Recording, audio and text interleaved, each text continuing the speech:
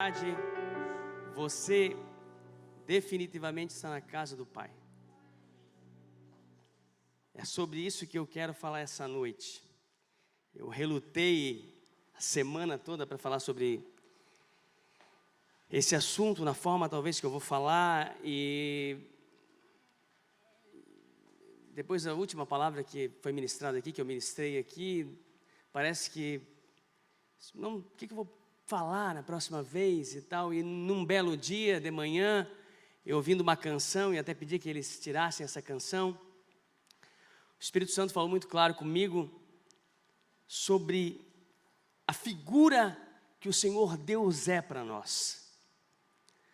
Talvez você conheça Deus de uma forma diferente, você imagina Deus, como eles sempre falam, né, uma pessoa de barba branca, no seu trono, punindo os que fazem mal, olhando a gente com desprezo, o ser humano com desprezo, mas Deus, nosso Deus, se coloca para nós como um Pai. E é isso que eu quero falar nessa noite com você. Amém? Se você tem uma Bíblia ou tem um aplicativo no seu celular, abra ali em Mateus, livro de Mateus, capítulo 7. Livro de Mateus, capítulo 7, verso 9, 10 e 11. Pastor Fábio, ele deu uma pincelada aqui na quarta-feira, daí eu já disse, o Espírito Santo já confirmou essa palavra, que fala assim: qual dentre vós é o homem, que se o filho lhe pedir pão, lhe dará uma pedra? Ou pedindo-lhe peixe, lhe dará uma cobra, uma serpente? Em outras traduções. Ora, se vocês, sendo maus, sabem dar boas coisas aos vossos filhos, quanto mais o vosso Pai que está nos céus dará boas coisas aos que lhe pedirem? Ele vai dar ou não vai dar? É claro que ele vai dar. Amém? Senhor Deus e eterno Pai, em nome de Jesus, nós mais uma vez, Pai, nos colocamos na Tua presença, Pai, para falar daquilo que é mais real e mais perfeito, que é a Tua palavra. Senhor, que Tu venhas a ungir as nossas palavras para que os corações sejam tocados, Pai, porque não são palavras nossas, Pai, são as Tuas palavras. Senhor, eu Te agradeço em nome de Jesus, amém. E quando eu vejo essa palavra, Jesus está falando num dos seus sermões mais importantes, que é o Sermão do Monte, que Mateus ele narra de uma forma inteira. A gente vê que os outros evangelhos não, Lucas pincela parte aqui, parte lá, Marcos da mesma forma, mas Mateus, creio que ele era alguém mais, não técnico, até porque ele era um cobrador de impostos. Ele narra o sermão de forma inteira, no capítulo 5, 6 e 7, e essa toda é a base do Evangelho de Cristo, narrado em Mateus 5, 6 e 7, porque o Senhor veio aqui, Ele veio nos mostrar um reino diferente. E quando chega nessa parte do capítulo 7, Ele fala sobre o Senhor Deus, a forma que Deus se coloca para nós como Pai, um verdadeiro Pai. E a gente vê depois, mais para o final, que Ele fala que pelo frutos conhecereis a árvore. Ele fala na entrada nossa do reino dos céus, que vai dizer assim, muitos vão chegar lá e dizer assim: Senhor, Senhor, eu preguei no Teu nome, eu expulsei demônios no Teu nome, eu orei por enfermos, eles foram curados. O Senhor fala assim: apartai-vos de mim, porque eu não te conheço.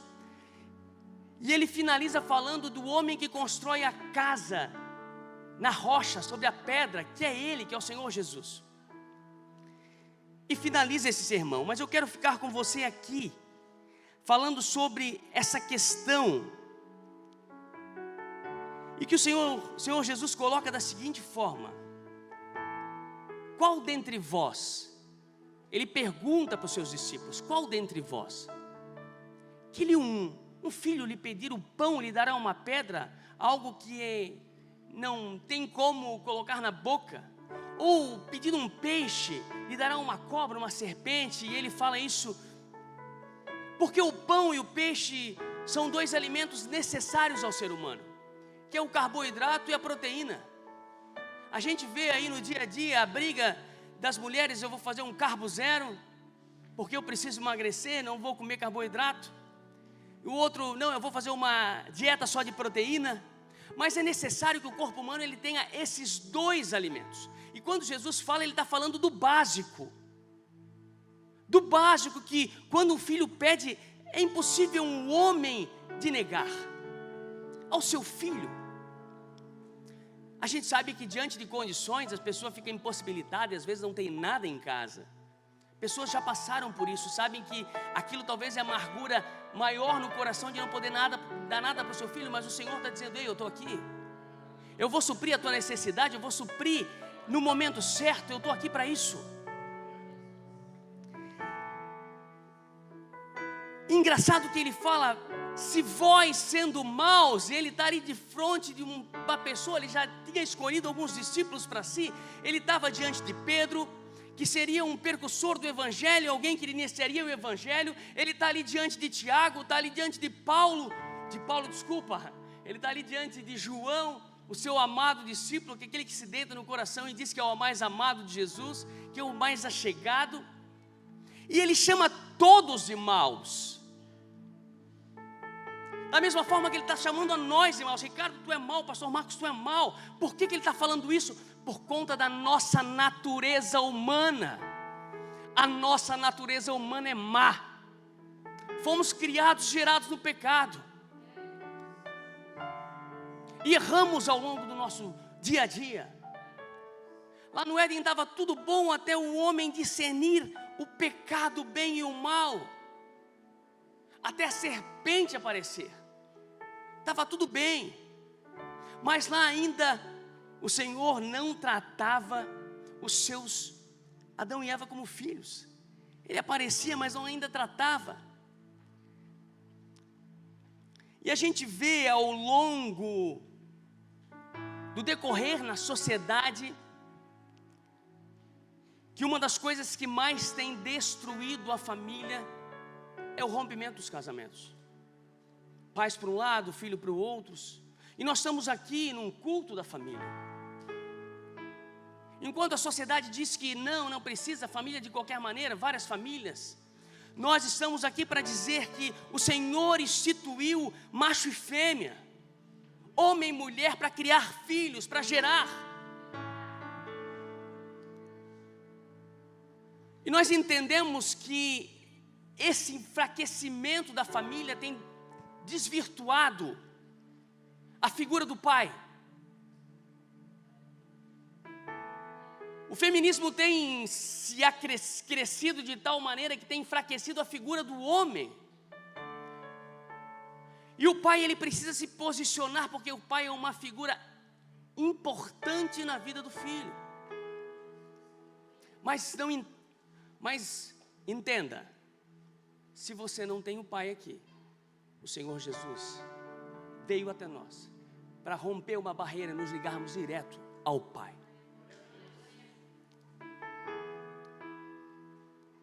E a gente tem uma diferença muito clara entre o genitor e o pai.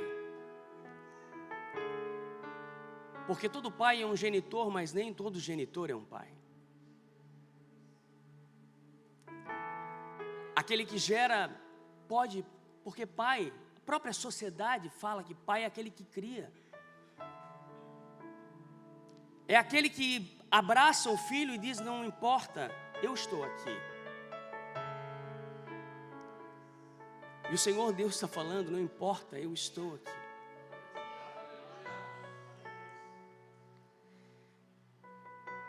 Indiferente das situações, a sociedade impõe situações para unir a figura, para trazer a figura, cria uma responsabilidade social, uma responsabilidade jurídica, estabelece limites para que o pai cumpra seu papel, mesmo provendo lá a pensão alimentícia até uma determinada idade. A sociedade cria algumas coisas para tentar trazer uma figura, tentar unir. Mas tudo há um limite. Tem a responsabilidade afetiva. que nós entendemos que é a necessidade mais importante que a criança, embora seja suprida, estou falando da questão humana. Embora a criança seja suprida nas suas necessidades, a questão afetiva, ela importa muito. O pai, ele dá direção, ele dá ensino, ele dá suporte. Ele cria um relacionamento para gerar intimidade.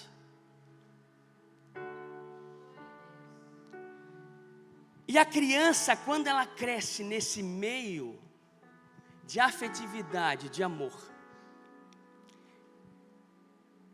ela diminui os seus medos, ela consegue caminhar com mais firmeza, ela começa a ter direcionamento, exemplo, porque eu sempre falo que os exemplos arrastam, as palavras elas podem até convencer, mas o exemplo é que arrasta.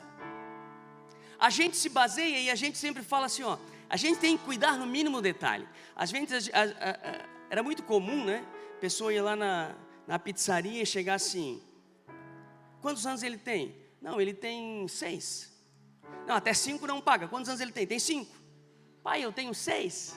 Fica quieto, meu filho, não fala. E essas coisas pequenas já mostram na criança o nosso desvio de personalidade.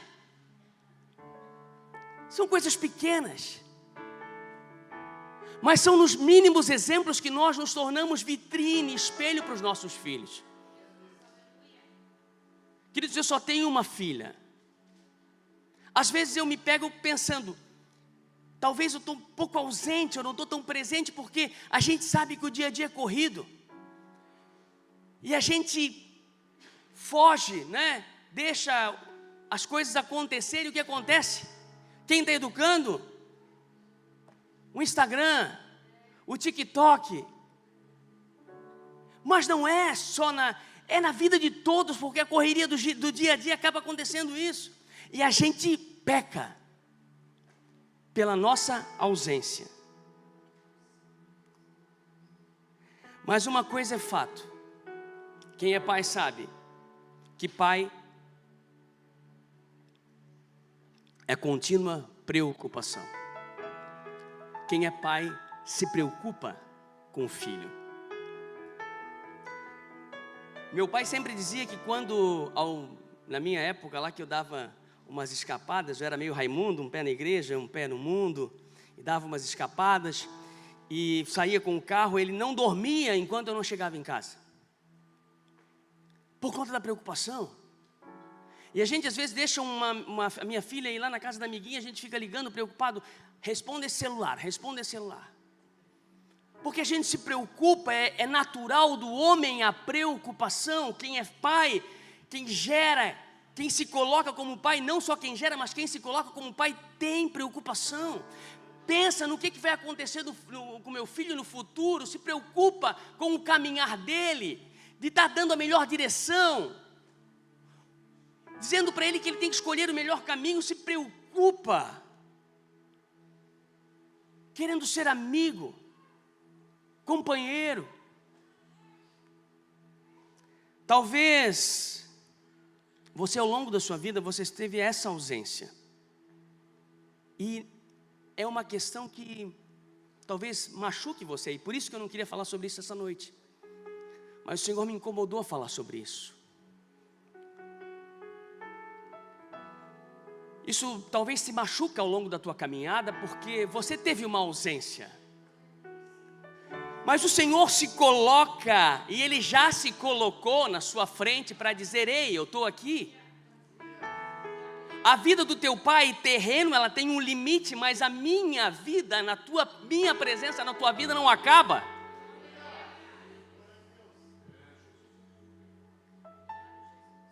Para mim é difícil falar isso porque eu fui um filho suprido. Eu fui um filho amado. Eu fui gerado na velhice. Meu pai até hoje ele acha que eu beirando os 50, como eu já falo, né? Ele acha que eu ainda tenho 18. me liga para saber como é que eu estou, se eu vou chegar. Eu tenho que estar dando um relatório. A Aline fica indignada. Mas é preocupação de pai. Então para mim é difícil falar de ausência. Enquanto eu fui suprido. Então por isso que eu corri para não querer falar sobre isso. Mas o Espírito Santo me incomodou para que eu falasse sobre isso. Porque às vezes uma pessoa precisa ouvir essa voz. A voz do Espírito para dizer: ei, eu estou aqui. Eu vou te suprir, aquilo que tu não teve lá eu vou te dar.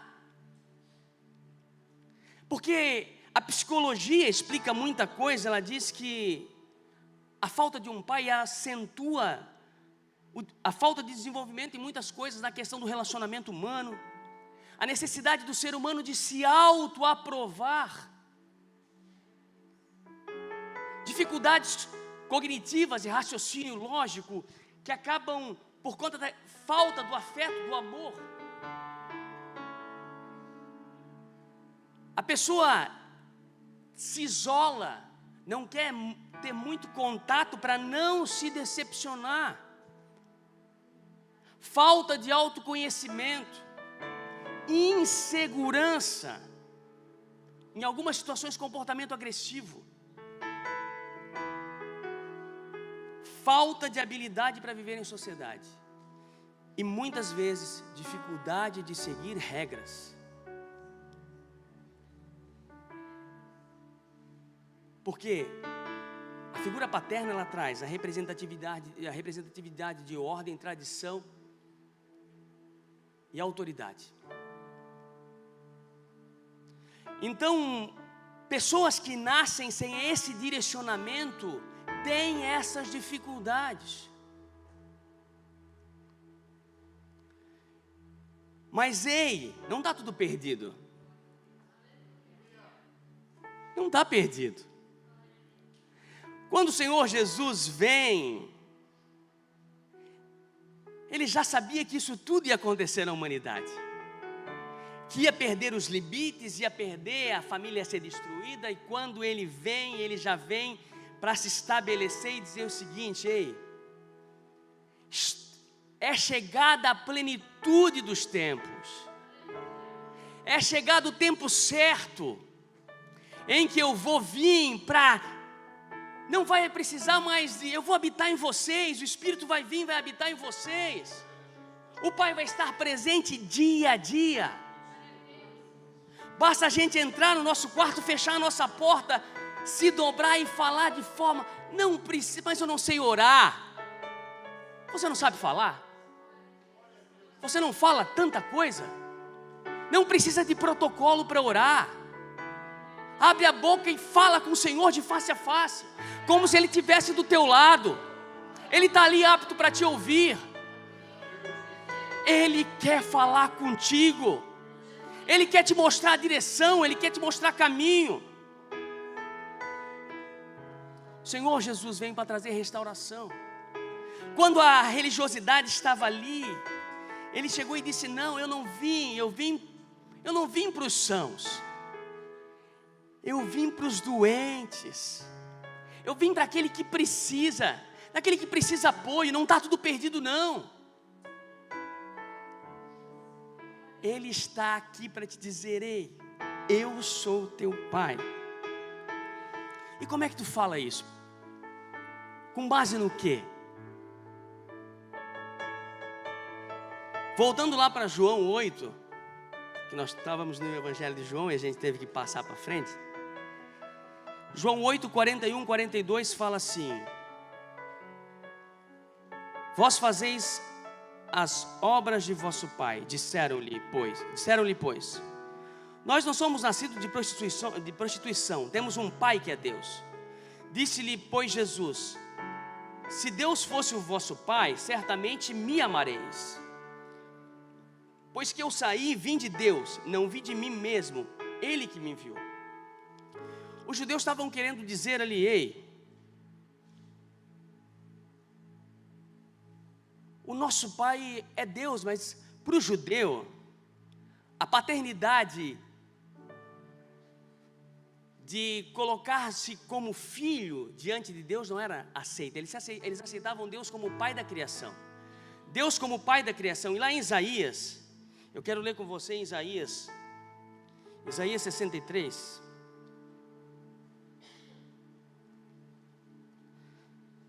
Isaías 63, 16 fala assim: no entanto, o profeta Isaías, o profeta messiânico, aquele que mais fala acerca de Jesus, ele fala no Antigo Testamento sobre Deus ser pai. No entanto, tu és nosso pai, ainda que Abraão não nos conheça, Israel não nos reconheça, tu és Senhor, és o nosso pai. Nosso Redentor desde a antiguidade é o teu nome. No 64:8 ele fala novamente: agora porém, ó Senhor, tu és o nosso pai, nós somos o barro, tu és o nosso oleiro, somos todos obras da tua mão. Mas eles não conseguiam entender o Senhor, eles não conseguiam entender Deus na forma de pai, do pai amoroso. Para a religião, era como eu falei, Deus estava lá, longe, não perto. A religião olha Deus de longe, mas quando conhecemos a Cristo, nós vemos o Senhor, o Deus está perto de nós. Nós nos achegamos a Ele, não é mais de longe, é de perto.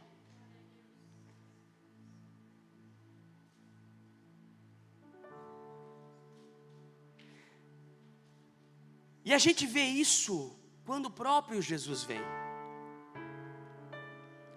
Quando o próprio Senhor Jesus vem na terra, e no momento mais difícil, Ele sempre falando que eu sou filho, o filho do homem, dizendo que Ele era uma figura humana, mas era o meu Pai me enviou. Ele já estava preparando o caminho de dizer: ei, a partir de agora eu vou ser o irmão mais velho de vocês. A partir de agora eu estou preparando algo diferente, eu vou ser o irmão mais velho. Eu vou ser um caminho que vocês vão ter acesso direto a Ele. Não vai ter protocolo. Não vai precisar mais entrar naquela tenda ou lá no templo e acessar os santos dos santos. O sacerdote só ia para acessar a presença de Deus, e é só uma vez por ano. A presença de Deus era acessada uma vez ao ano, para perdoar pecados do povo, apenas isso, não tinha um contato direto. E agora, mediante Cristo, mediante a figura de Jesus, nós temos acesso direto, não tem hora, não tem minuto, segundo. Da mesma forma que a gente abre a nossa boca para falar com Ele, Ele já está nos ouvindo. E é tão bom quando você entende que Ele está te ouvindo, porque vem o Espírito Santo e acalenta teu coração. Vem o Espírito Santo de uma forma que a gente não sabe explicar, e aquece, refrigera. Em Marcos 16:36, diante da situação mais difícil que o Senhor Jesus é colocado, Ele vai orar com seus discípulos, vai um pouco à frente e diz assim: Abba, Pai, todas as coisas se são possíveis, afasta de mim esse cálice. Não seja porém o que eu quero, e sim o que tu queres.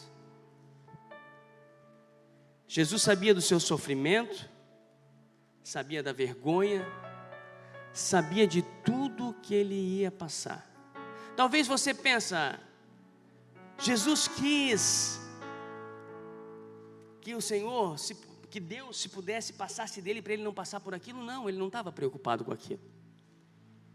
Ele estava preocupado, porque quando o pecado da humanidade chegasse nele, ele seria afastado da presença do Pai. Porque em Deus não tem sombra de variedade de pensamento algum. O pecado para o Senhor, para Deus, o pecado para Deus é o que afasta Ele do homem. E quando o Senhor Jesus receberia esse pecado da humanidade, os nossos pecados, as nossas transgressões, quando Ele recebesse esse pecado, ele seria afastado da presença do Pai, aquele que ele nunca se afastou. Ele esteve sempre com ele, naquele momento ele seria afastado, aquilo era que ele não queria passar.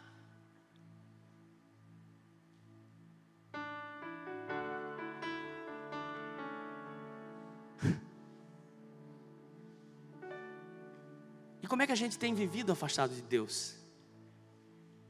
Quanto tempo a gente viveu afastado do Senhor e não se deu conta da necessidade, da importância que é Ele, ter o Senhor Jesus caminhando conosco, ter o Espírito Santo habitando em nós? Será que a gente não percebeu ao longo do tempo essa falta e essa necessidade desse Pai verdadeiro, desse Pai amoroso, aquele que nos comprou com um preço de sangue, o sangue da coisa mais perfeita que foi o Senhor Jesus? Às vezes a gente canta aqui, o melhor de Deus ainda está por vir, o melhor de Deus ainda está por vir, mas já veio. Já veio há 2000 anos atrás, o melhor de Deus veio para nos colocar diante do Pai. E a gente procura coisas, religião, procura inúmeras coisas, eu não quero nem falar, sabendo que é tão simples, é simples demais, e talvez porque é simples, é porque é desprezado, talvez porque é fácil, as pessoas não querem. Entenda, o Senhor Jesus está aqui para te garantir o acesso ao Pai. Se você ainda não fez uma confissão de fé, se você ainda não fez essa confissão, não perca tempo. Não é dogmas de religião, essa criança que foi apresentada aqui não é dogmas de religião, é Bíblia, é palavra de Deus, é assim como Jesus fez. Se a gente chegasse para a criança e perguntasse, ela ia dizer que não, porque ela não tem discernimento para crer, para falar, para entender. Mas nós que temos discernimento já, conhecemos o bem e o mal, sabemos o que é ruim e o que é bom, é fácil escolher.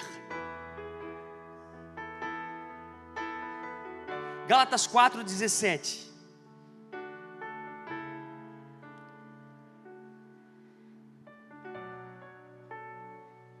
Digo que todo tempo que o herdeiro é menino, em nada difere do escravo, antes que seja senhor de tudo.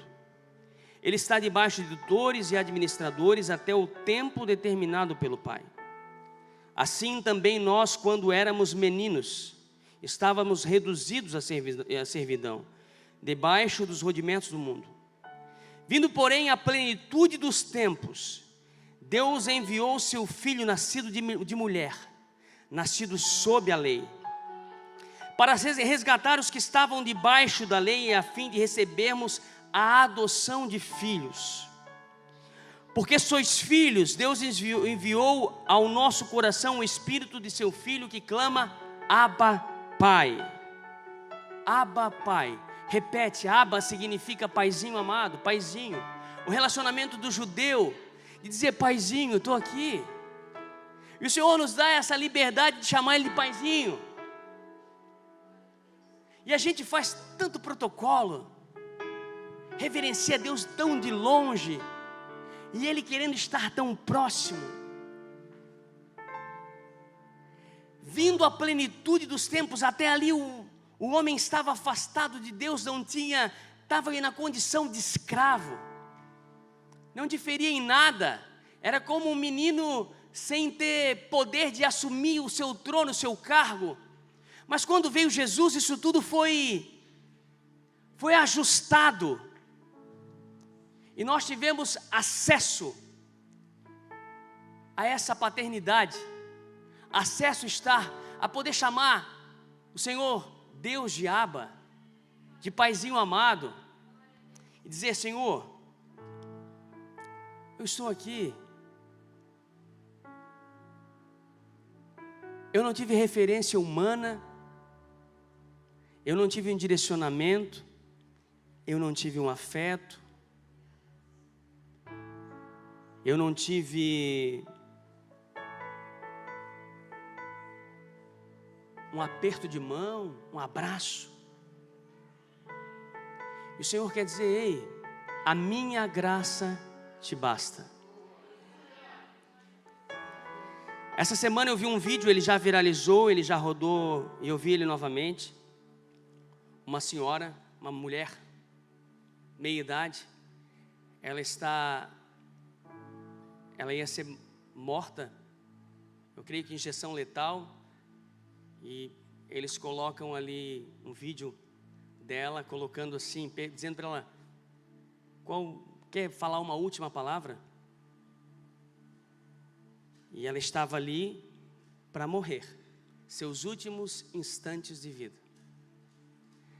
E ela começa a cantarolar Amazing Grace. Amazing Grace, que é graça maravilhosa.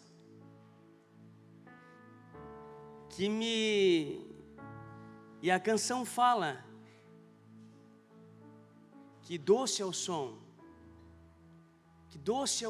da graça, que fez um miserável como eu, filho, em resumo. Essa graça maravilhosa alcançada através do Senhor Jesus, e aquela mulher vai se desfalecendo, as suas forças vão saindo, e daqui a pouco ela fala assim: olá, e ali ela morreu. E eles colocam bem que ela fala olá, como se ela estivesse chegando em outro lugar. Daí pessoas falam assim nos comentários, que a gente sempre vai ler os comentários, mas vocês estão aí dando glórias, né, falando bem, e se ela matou uma criança? Mas para o nosso Pai, quando nós recebemos o Filho, a multidão de pecados é apagada. É a escandalosa graça. É aquilo que nós não podemos mensurar, medir, porque é dele. De um Pai amado, amoroso, que deu seu único filho para morrer, ser envergonhado em nosso lugar. Da mesma forma, quando em Lucas capítulo 15, verso 20, que fala do filho pródigo, que deveria ser os 2 filhos. Aquele filho, quando se dá por si, ele se dá por si, que ele está ali prestes a comer a comida dos porcos, ele caindo em si, ei, os servos do meu pai têm muito mais fartura do que eu aqui, eu vou voltar para casa. E o seu pai, de longe, mesmo tudo que aquele jovem tinha feito de errado, aquele pai de longe, quando vê ele vindo, ele reconheceu de longe o seu filho, porque o Senhor nos reconhece de longe quando nós damos um passo em direção a Ele. Quando você se volta para Ele, Ele te reconhece de longe. E quando esse jovem vem, ele vai em direção ao filho, o abraça, o beija no pescoço, e é restituído à condição de filho, porque uma vez filho, sempre filho. Não existe ex-filho. A família pode ser destruída, pode existir ex-marido, ex-esposa, mas não existe ex-filho. Uma vez filho, sempre filho. E o Senhor se coloca na condição de pai para dizer: ei, eu sou teu pai. O ensino do Senhor é constante. Filipenses 6:1 diz assim: aquele que em vós começou a boa obra, aperfeiçoará até o dia de Jesus Cristo. Nós sempre aprendemos com Ele. Estamos aqui, estamos aprendendo dia após dia. Ninguém nasce sabendo. Em todas as coisas o Senhor nos direciona, Ele nos dá um ensinamento. E Ele nos garantiu uma herança. Talvez o seu pai pode até te deixar umas dívidas para você pagar. Teu pai aqui da terra. Não vai sobrar muito para dividir no final da sua vida, na vida dele. Ele trabalhou, mas não foi o suficiente. Mas saiba de uma coisa: o Senhor Deus nos dará a eternidade com Ele. A eternidade com Ele não tem fim.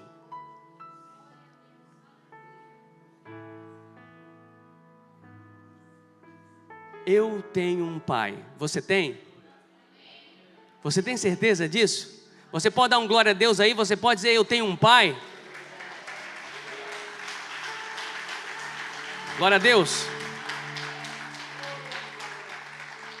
Eu vou acabar aqui porque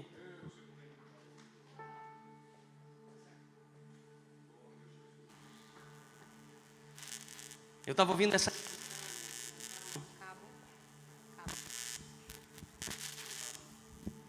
Eu estava ouvindo essa canção e essa canção falou muito ao meu coração.